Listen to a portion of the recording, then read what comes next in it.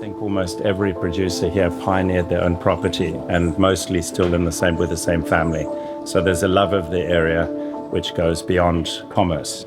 Walker Bay is already known, and we thought, well, we're laying the groundwork for the long future, or distant future. And the differences to us were very real between those three appellations. Hemel-en-Aarde Valley, Upper Hemel-en-Aarde Valley, Hemel-en-Aarde Ridge. And I got hold of a big old geologist map, probably from the 50s or 60s, and we honed in on the bit relevant to us, and I had them put the appellation boundaries on top of that. And it's very easy to see how we differ from the Upper Hemel-en-Aarde Valley. We farm that 400 million year old, just put something on Instagram about this, the soil profile and that, but 400 million year old shale with very clay-rich soil on it, the same clay content as the Côte de Nuit in Burgundy. And we haven't actually given you any wine to ease the boredom for. It's like when you arrive at a party and there's such a scrum at the bar that you have to wait 3/4 of an hour for a drink. It just doesn't work. You're quite engrossed. So all of us have sandstone higher up on our properties, and this wine is a reflection of that soil type. I'll tell you something about it when I finish with the soils.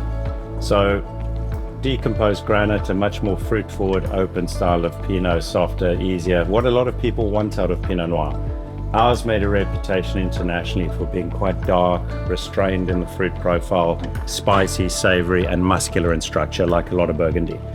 And then when you leave the valley to the Hemel-en-Aarde Ridge, you're back on clay, but it has a topping of lighter structured clay. And the wines are more open-fruited than ours, a little less structured. More structured than that, a little less open-fruited. So it's somewhere between the two of us. We've had that lighter structured clay eroded off the top of our clay here. But the amazing thought is these soils have been on the surface, well, certainly our shale, for 330 million years. We have our own proprietary yeast we found in '93, which is now available to the world. It's actually been used quite a lot in California, but a one-off we found here at that vintage back in 1993. And so we don't use it exclusively. It's usually just a natural ferment, but if there's anything we find that's not going exactly how we want, we know what that yeast does. We inoculate with it. It's unique to our property. And you can see the Manettis we now use for the sandstone that you tasted, and the old ones that we used to use. Those are all Barines for her Chardonnay, which we're going to taste.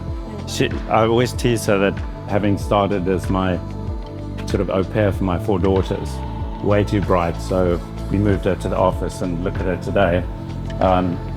I'm probably going to end up borrowing money from her. We all are. We all are.